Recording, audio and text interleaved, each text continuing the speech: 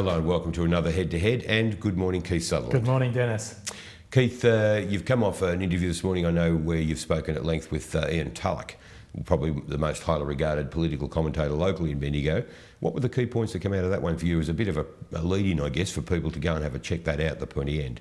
I've been saying on our program that I think there's going to be an early election. Ian is really not quite sure, even though I know there's a fair bit of pressure from members from within Turnbull's party to go early, but the new director, Tony Nutt, says no, he doesn't want to. But that was one thing, and we've only got two dates where they can have a double dissolution, June 4th or June 11th, which is interesting because it's got to be 6 months before the 11th of November. So that's an interesting time frame, but if you did that, then what do? Do you have a budget and then say, all right, we're going to election straight away? That's what you would have to do, because the budget's probably going to be on about the 10th of May. 1 month later, you call an election straight after the budget. Don't think the public would like that. But that's one of the things. And well, worth checking out, because he fascinates me, and he's got a mind like an encyclopedia when it comes to... Wish I had that knowledge. Well, this is it. The political nous that the man's got, as well as his anecdotal evidence, his ability to go back and trace the facts in a way that most people can't. So yeah, check that out, or I encourage people to check it out. He touched, as you did, on the Elise Chapman nomination for the One Nation Party too. And I know you've said before what you thought about what might happen there. It's actually happened now. She's come forward as the lead candidate in Victoria. How's she going to go? Well, I think she'll do very well. Now, Ian's contention is if it's a double dissolution, she's got a very good chance. If it's not, then basically she's got to get double her vote. So you've either got to get 7% or 14%. I hadn't factored that in. I was intrigued when you said that. And I understand that. I thought that the fact that she's got a chance, if she can get the preference flows from Rise Up Party and other groups like that will be preferencing, I think that she does have a good chance of being elected. A lot of the local people say she hasn't, but got a good chance. But I think she's certainly high profile in Bendigo, not high profile out of Bendigo, but there's a fair bit of angst against the mosque and Muslims and also refugees, which is a shame, but that's what their party sort of stands for. And the thing is, Keith, too, in the lead up to an election, the media are going to be all over One Nation because they love the prospect of Pauline Hanson either saying the wrong thing or saying something that they would contend is outrageous enough to make the front pages of the newspapers the next day. So Elise is probably guaranteed some publicity on that level anyway, just because Pauline Hanson has the profile she has.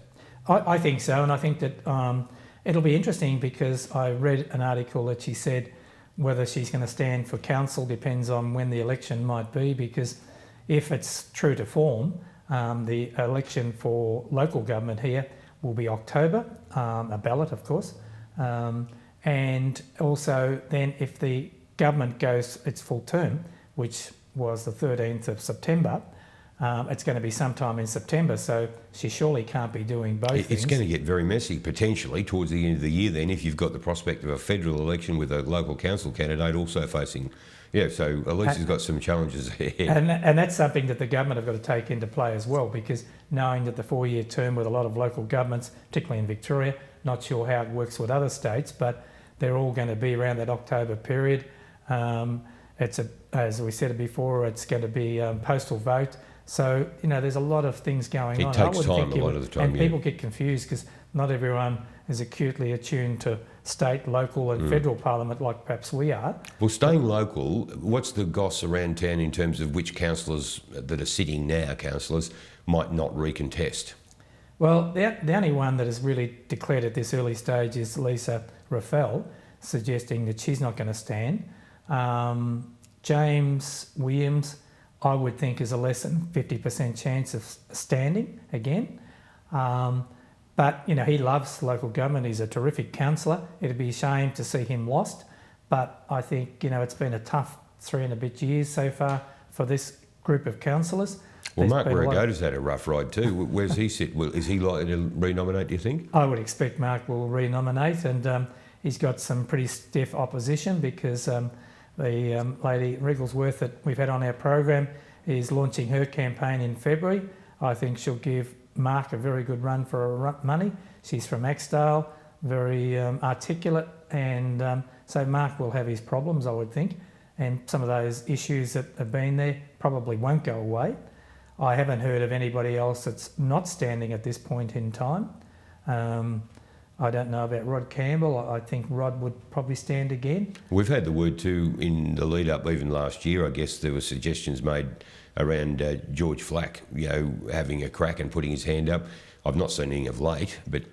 George is definitely going to have a crack. He'll have a crack. I've spoken to him several times. We're in for a hell of a campaign. We are, but he'll be standing in Whipstick, where he won't be standing in Epilogue, which he did last time around, because if Lisa Raffell's dropping out, that'd be a Monty, because his business is run out of Eagle Hawk, very well known on that side of town. So that to me would be an obvious place for him to stand, and that's what he has told me. And George is not one to stand back and let someone else offer comment. He'll have plenty to say in the lead up to the campaigns, or as part of the campaign. So as we've said previously, Keith, it promises to be a hell of a year.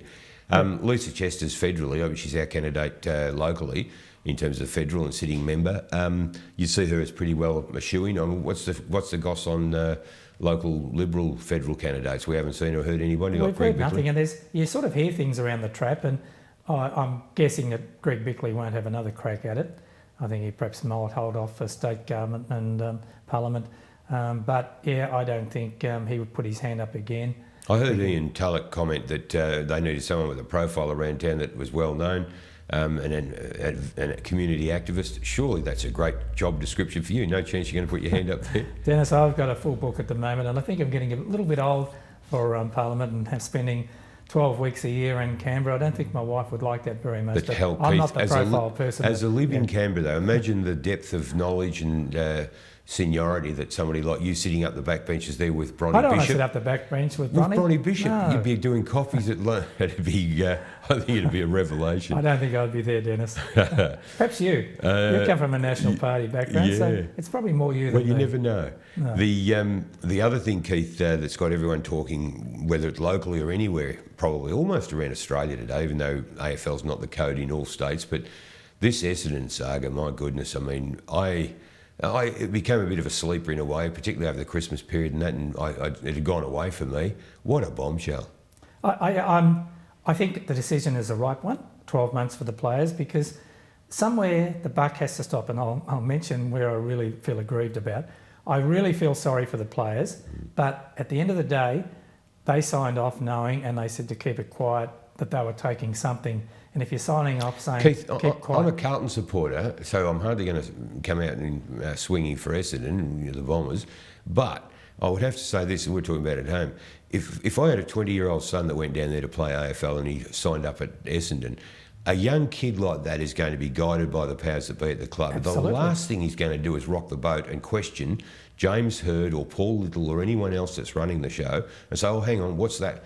That's not what happens in real life when you're in your early 20s. And you remember what it's like in your early 20s? The golden handshake that one receives when you're anointed as an AFL potential star and recruited by a club would have put those players in a situation where there's no way known they would have rocked the boat and questioned the likes of James Hird, who was a club champion. I totally agree with what you're saying, and that's where I feel sorry for those players. They won't rock the boat. They probably knew that they were taking something that may be illegal.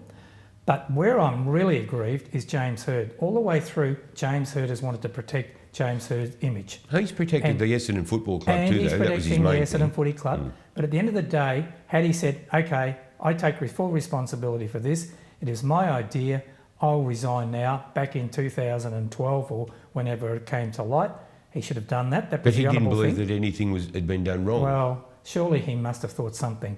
And the other thing is that the AFL are really hand in glove with what's been going on as well. They knew exactly what was going on. They wanted to protect James Hird. They wanted to protect Essendon's brand because they're big supporters. Isn't that part of their brief, though, to protect the brand? Of course it is, but now the implications of this is what's happened here.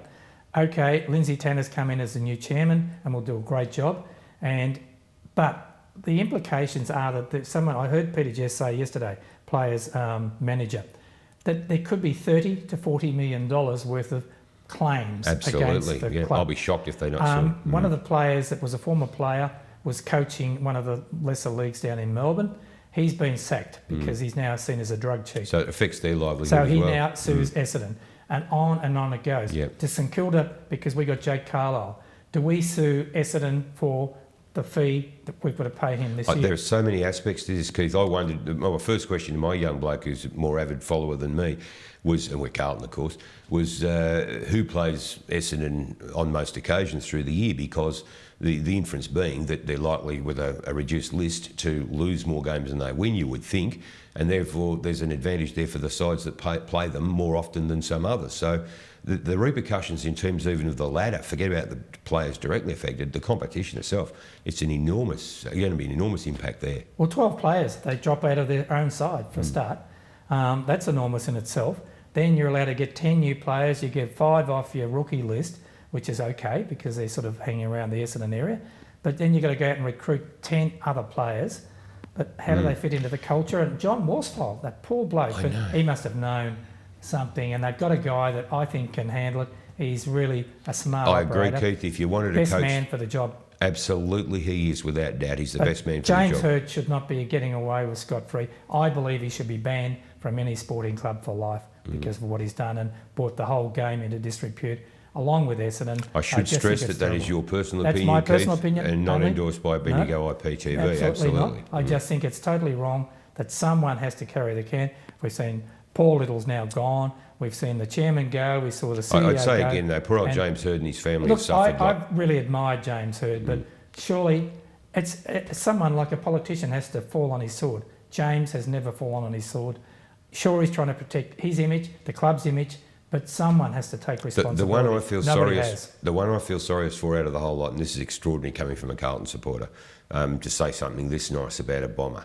Jobe Watson, I put him up there with Carlton's greats. I think the guy's an absolute wonder. A fantastic he handles himself bloke. Well, he's an ornament of Absolutely. the game, but do they take the Brownlow off him? Well, the point being made now in today's press is that they have to take the Brownlow off him. If he's won the Brownlows, they're comparing it with winning an Olympic gold medal, when you've been on the goods or the gear and had an unfair advantage. I mean, I'd be gutted to see poor old... It would break my heart to see Jobe Watson have to hand that bloody And the Brownlow two runners-up, do you feel like you've earned it? Probably not. I don't think either. You've got a thing in the cabinet, but you just feel like, how did I get this? Well, Keith, the other thing that really struck me with all this, I mean, they've got all these high and mighty, espousing the purity of sports and everything else now around this debate. But how often are we watching a game these days when you see some bloke get cleaned up and go off with a leg or a hip or something, and barely able to walk, and you've got the commentators, and this has been happening for years, the guy disappears down the race with the club doctor or some club officials, and 10 minutes, 15 minutes later, he's back out again, and everyone's saying, he's back because he's had a shot or something. Where do you draw the line here? I just don't get how they can talk about performance enhancing that may have offered some marginal improvement in overall fitness or something, or recovery, but at the same time, it's okay for some bloke to go down and get a shot to fix something that's occurred during a game. I don't get who worked that out, and I have no idea how where they draw the line. Well, it's the worst thing that's ever happened in sport in this country, and the implications, we won't even know about them at this point in time. But what a terrible thing. But I'm glad it's over for Essendon's sake. I know they're paying a huge penalty. Whether they deserve it or not doesn't really matter. The point is, it's out of the way. Let's get on with this year. Get the Saints up at the top end of the ladder and perhaps Carlton down the bottom. But anyway, it's going to be an interesting year ahead. It is, absolutely it is, Keith. One last thing, a really interesting one. I don't know I'll ask you the question first because it was absolute news to me.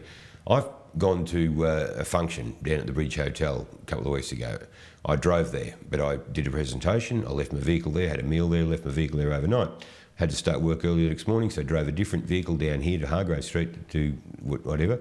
I'm in a 2-hour parking zone down there outside the bridge with the car that was there overnight. So I've responsibly left Hargrave Street, so I'm feeding a metre here in Hargrave Street. I've driven down there, not once, but twice through the morning, and moved the car from one side of the street to the other and up and down, so that it was not in the same parking spot for more than it would have been there for an hour, and when it was in a 2-hour zone.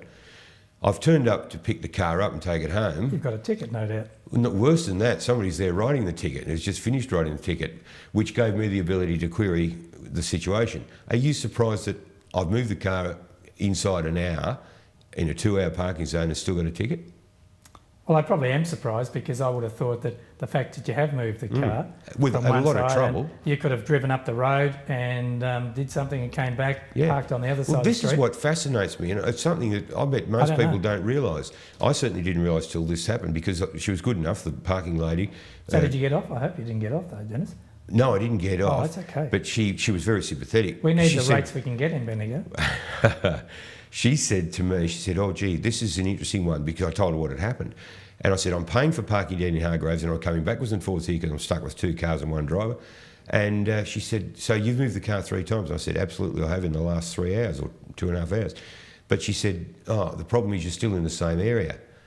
Now, there's no way known your average punter out there realise if you went to a meeting at Colibon Water and parked outside the bridge, left your car there for, if you had a 4-hour meeting, then technically, even if you went out and moved your car 3 or 4 times, you're still going to get a ticket. Well, I've been to board meetings at the Bridge Hotel with Bendigo weekly. We get out and we shift our cars, etc. Do the same thing, swapping it around to another spot. And you haven't whatever. had a ticket, yeah. Never had a ticket, but you do have the rights to write to the council. That's why I mentioned. And I would be doing that Yeah. because I know I had one that I was aggrieved about something similar, and they did waive it if you've got a proper explanation. She did make that comment. Yeah. She said, "Dennis, it's so pleasant to deal with someone who's so courteous And and, you're not friendly." abusing them, that's she right. said, compared to having somebody like Keith Sutherland going right off his head if he gets a ticket. Keith Sutherland never goes right off his head. Only when we're talking politics, Dan. Keith, thanks so much for taking the time today. Thanks for the interview that you've recorded with Ian Tulloch. Really interesting insights there as we head towards a council and a federal election here in Bendigo this year. And we look forward to catching up again next week. Thanks, Dennis. Thanks for joining us, and we look forward to seeing you next week as well.